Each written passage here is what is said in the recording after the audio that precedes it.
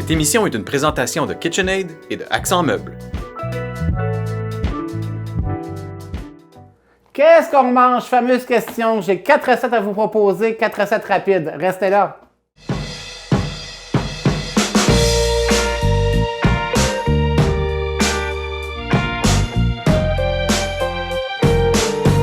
Mes 4 recettes de cette semaine, ce sont premièrement une lasagne d'aubergine. En second lieu, on va faire des pommes de terre gratinées au fromage de la religieuse, le fromage de Sainte-Élisabeth. C'est vraiment délicieux, vous allez voir. La troisième recette, ce sera une pizza aux figues, prosciutto et fromage, évidemment. Et la dernière recette, ce sera des quesadillas végétariens. On commence tout de suite avec la lasagne de légumes. Donc, ce que ça prend pour la réaliser, c'est des aubergines. Ça prend une aubergine, 3 zucchini, un oignon. Ça prend 4 tasses de sauce tomate. Ici, moi, j'ai fait ma sauce à spaghetti, qu'on appelle la sauce à spaghetti, la sauce bolognaise, tout le monde la connaît. Ou si vous voulez avoir un côté végétarien, vous pouvez faire juste de la sauce tomate, il n'y a pas de problème. Ça vous prend environ 5 tasses de fromage. Ici, j'ai mis du fromage cheddar extra fort parce que moi, c'est le fromage que je préfère, mais vous pourriez mettre du mozzarella, vous pourriez faire une combinaison aussi avec du parmesan aussi, ou comme vous voulez. Je vous laisse libre à ça. Ça prend un petit peu d'orégano pour le fond de la casserole avec de la pâte de tomate. Je vous explique pourquoi je mets de la pâte de tomate dans le fond de la lasagne. C'est que les légumes, au lieu de les faire dégorger comme la courgette et l'aubergine qui donnent souvent beaucoup d'eau, c'est qu'en mettant de la pâte de tomate, ça va venir imbiber, ça va venir épaissir l'eau qui est dégorgée là-dedans. Donc, la lasagne va bien se tenir, elle va rester épaisse et non pas baignée dans un paquet d'eau ou de liquide en termes de cuisson. Que je commence tout de suite. Donc, ça prend une petite boîte de pâte de tomate qu'on étend dans le fond de la casserole. Voilà pour ça. Une fois que c'est fait, on va venir mettre notre oignon un peu partout. Voilà. On va mettre environ une cuillère à thé d'orégano. Si vous n'aimez pas l'orégano, vous pouvez mettre du basilic aussi. Pas de problème. Ou encore des épices italiennes, là. Des mélanges d'épices italiennes déjà tout fait, si vous préférez. Donc, environ une cuillère à thé là-dedans. Puis, on va commencer à monter notre lasagne. Donc, je vais commencer avec des tranches d'aubergine qu'on va placer en alternance. À ça, je vais mettre de la sauce à spaghetti ou de la sauce tomate, dépendamment de ce que vous aurez choisi.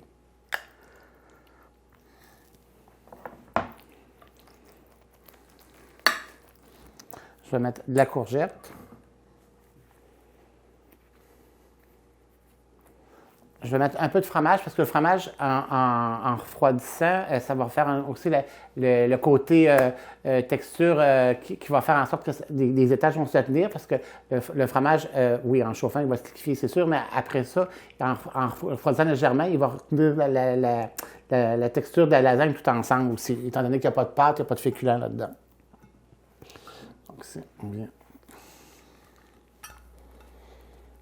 comme ça. Et je viens rajouter mes tranches d'aubergine. Voilà. Comme ça. OK. Je vais mettre salé poivré.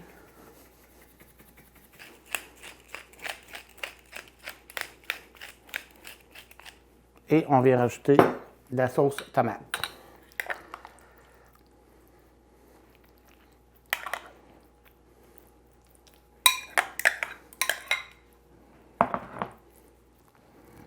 Et on va finir le tout avec notre fromage râpé. Le plat a l'air un petit peu plein, mais inquiétez-vous pas. Quand ça va cuire, évidemment, l'aubergine et les courgettes vont réduire un peu de volume, parce que vous allez voir, ça va s'affaisser un peu, puis ça va être juste correct. On envoie ça comme ça. OK? On fonde ça au four à 350-375 à bake, environ 55-60 minutes. OK? Ça fait que donc, on envoie cuire ça, puis on fait la seconde recette.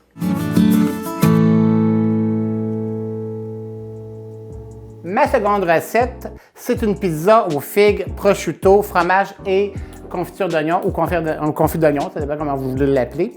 Pour faire le confit d'oignon, c'est très facile à faire. Donc, vous prenez, exemple, 4 tasses d'oignons coupés en petits morceaux, une tasse de sirop d'érable, une demi-tasse de vinaigre blanc. Vous mettez ça dans un poêlon, puis vous faites réduire jusqu'à réduction du liquide, ce qui va vous donner cette confiture-là, ou après environ peut-être 5-6 minutes, 7 minutes, dépendamment. Puis vous brassez continuellement pour éviter que ça colle ou que ça caramélise trop. Une fois que c'est fait, bon, on monte la pizza. Un peu surprenant, c'est pas de la pizza sauce tomate. Vous allez voir, c'est très agréable. On va faire une première base avec fromage, la confiture d'oignon, des morceaux de figues et du prosciutto qu'on va enfourner. Puis à la sortie du four, je vais la garnir de roquette qui va lui donner un petit côté amer, citronné. Puis en dernier, on va l'aciduler un petit peu avec, pour balancer les saveurs avec un caramel de balsamique. Ici, j'en ai fait un. Pour faire le caramel de balsamique, je vais vous montrer un petit peu la texture. C'est qu'on prend une tasse de vinaigre balsamique avec... Je vais juste prendre une cuillère. Donc, on prend une tasse de vinaigre balsamique avec une cuillère à soupe comble de sucre en poudre. OK? Puis on fait bouillir ça environ 3 minutes à maximum. Et puis, ça donne un peu ce côté-là. Là, il est très chaud, là, mais ça va faire un caramel de vinaigre qu'on va venir napper la pizza pour l'aciduler, puis donner un petit côté sucré, puis un petit côté punché aussi à tout ça. Donc, à partir d'une croûte à pizza, si vous préférez une croûte plus mince, vous prenez. Moi, j'ai pris plus traditionnelle, un peu plus épaisse. Là. On met notre fromage. Moi, j'aime bien mettre le fromage, une bonne partie du fromage dans le fond. Je trouve que les ingrédients, comme la garniture, ça l'imprègne dans le fromage, ça rentre dans le fromage, donc ça fait plus moelleux, ça fait moins sec un petit peu. Fait que donc, je vais mettre un petit peu de morceaux de figues. Ça, c'est des figues séchées. J'imagine que tout le monde connaît ça. On les coupe en tranches. Et je vais mettre des cuillères à thé de confiture d'oignon un peu partout.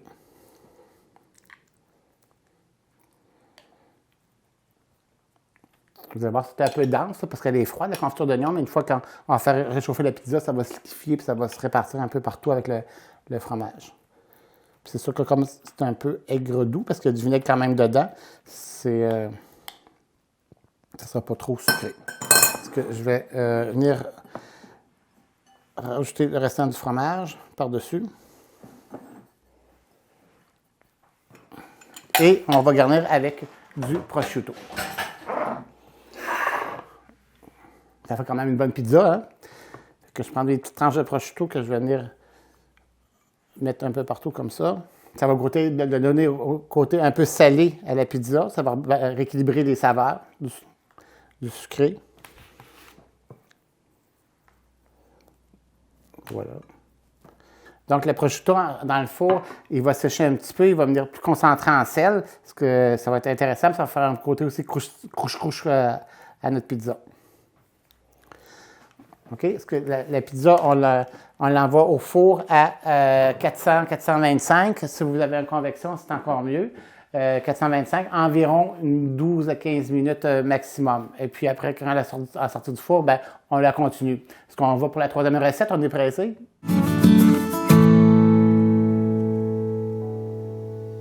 On est rendu à notre troisième recette, les quesadillas végétariens. Ce que ça prend pour les réaliser, évidemment, des fajitas. Ici, dans mon cas, j'en ai au jalapeno et tomates séchées, mais ça peut être régulier ou au blé ou ce que vous voulez à la maison. Ça prend des carottes râpées, de l'oignon rouge, du poivron en dés, de la ciboulette et puis du fromage jaune, cheddar fort, jaune orange pour le petit côté classique du Mexique et aussi du persil frais. En garniture, je vais le servir avec de la guacamole ou de la salsa à votre guise, comme vous voudrez. Ce que ça prend pour faire la recette, pas compliqué, on mixe tout ça ensemble. Donc, je vais mettre le poivron, les carottes râpées.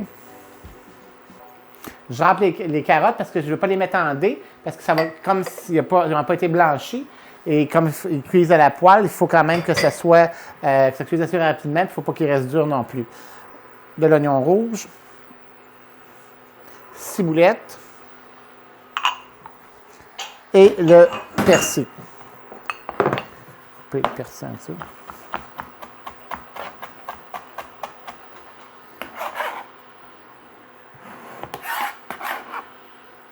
Voilà, persil frais. On va mettre un peu de sel. un peu de poivre. Si vous en avez qui auraient préféré, vous auriez pu mettre un petit piment jalapeno aussi à l'intérieur, si vous voulez avoir ça un peu plus piquant. Et on va mettre une partie du fromage cheddar. Je vais tout mélanger ça ensemble. Des belles couleurs, hein? Des belles couleurs mexicaines. Et voilà. Et je vais commencer à en faire cuire un tout de suite. Donc, c'est le principe d'un grilled cheese un peu. On met un sandwich. Pour faire un sandwich, un feuilletage. Je vais venir étendre un peu ici de préparation. Comme ça. Et je vais venir mettre un autre feuilletage de couleur par-dessus.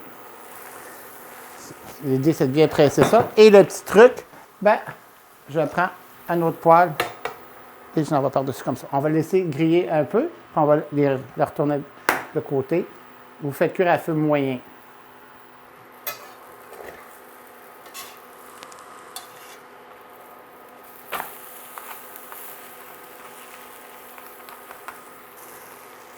On voit bien que le fromage commence à fondre un peu, les légumes vont cuire, puis le feuilletage devient tout crunchy comme des chips. On poursuit la cuisson. Je vais vraiment avoir les feuilletages un peu vraiment croustillants, croustillés. On va les poursuivre un petit peu la cuisson dans la poêle parce que je trouve qu'il n'est pas tout à fait assez croustillant.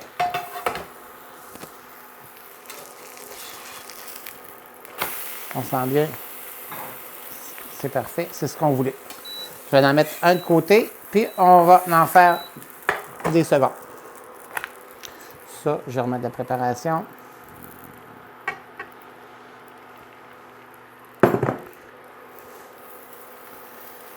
Celui-là, on peut remettre quand même un peu plus de fromage. Je vais vous montrer ce que ça donne avec plus de fromage, si vous préférez. On va mettre un feuilletage et on recommence l'opération.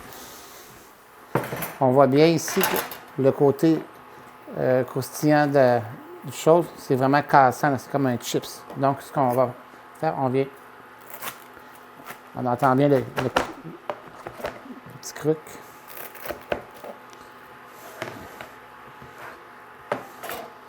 Vous devez juste accompagner ça d'une salade, puis le repas est prêt. Regardez, wow! C'est super cute. Même, vous pouvez vous en servir aussi quand vous faites des cocktails, des apéros en hors d'œuvre. Ça peut être super intéressant. Ça fait qu'on en fait d'autres. Je poursuis ça. Puis on s'en va dans ma dernière recette, les pommes de terre gratinées.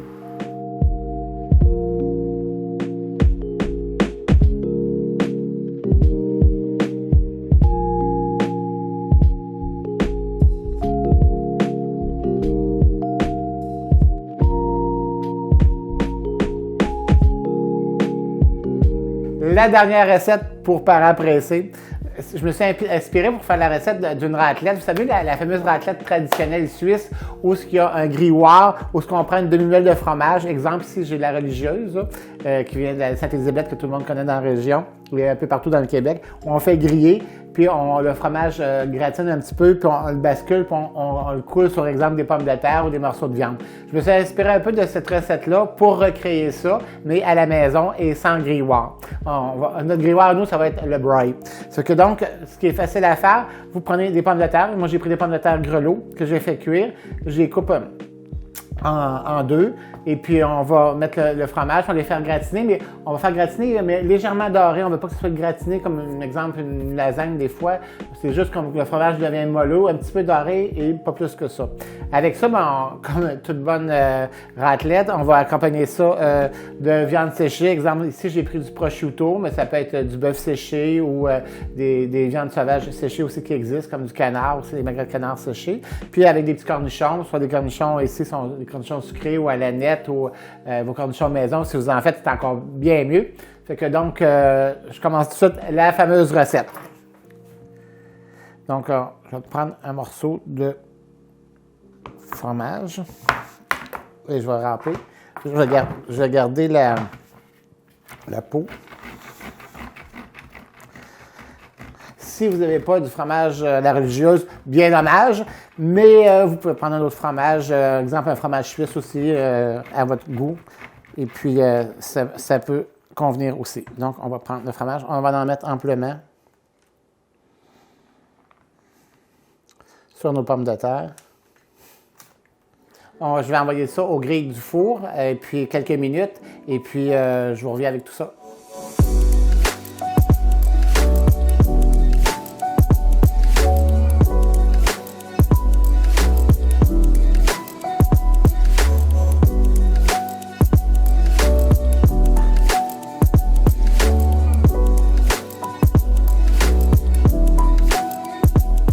On a beau être pressé, mais un dessert, c'est toujours intéressant. Petite surprise, je vous ai réservé un petit dessert facile à faire à base de Eagle Brand, de pépites de caramel à fleur de sel, de guimauve et de mélange de noix chocolat dans les petits sacs là, santé. Voilà, ce que ça prend, c'est ces simples ingrédients-là. On commence par verser dans un bain-marie le lait Eagle Brand pour faire fondre aussi les pépites. Vous allez voir, c'est vraiment rapide, c'est pas long. Et avec les pépites de caramel. Si vous préférez, si vous n'avez pas de pépites de caramel, vous pouvez les faire aussi avec des pépites de chocolat, il n'y a pas de problème. Pendant que ça va fondre, on va enduire un plat de Pyrex, OK, avec de l'enduit végétal pour pouvoir mieux les décoller une fois que ça va être repris.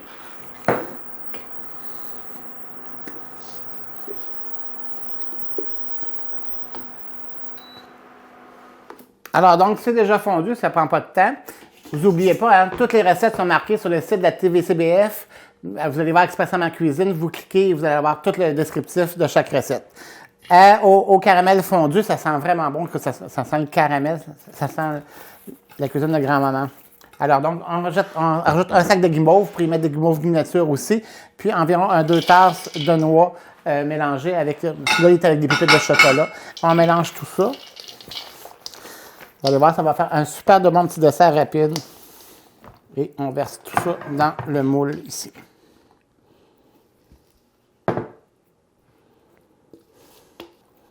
J'avais des pépites de chocolat à l'intérieur. C'est pour ça que le caramel a changé un petit peu de couleur. Il a bruni. C'est à cause des pépites de chocolat dans le mélange de noix qui ont fondu. Donc, une fois que c'est fait ça ici, on laisse reposer quelques minutes, une demi-heure. Après ça, on peut les tailler ou sinon, si on est pressé, on les envoie au frigo. Et là, on va voir le résumé de tout ce qu'on a fait aujourd'hui.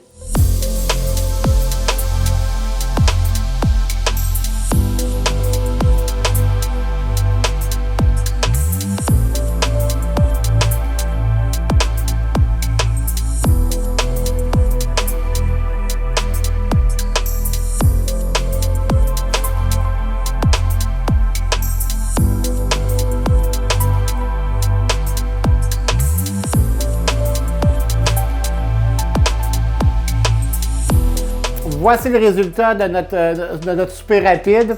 Les quesadillas végétariens, notre lasagne d'aubergine, les pommes de terre au fromage la religieuse, le petit dessert au guimauve, vous allez voir, c'est super bon, vous allez en raffoler.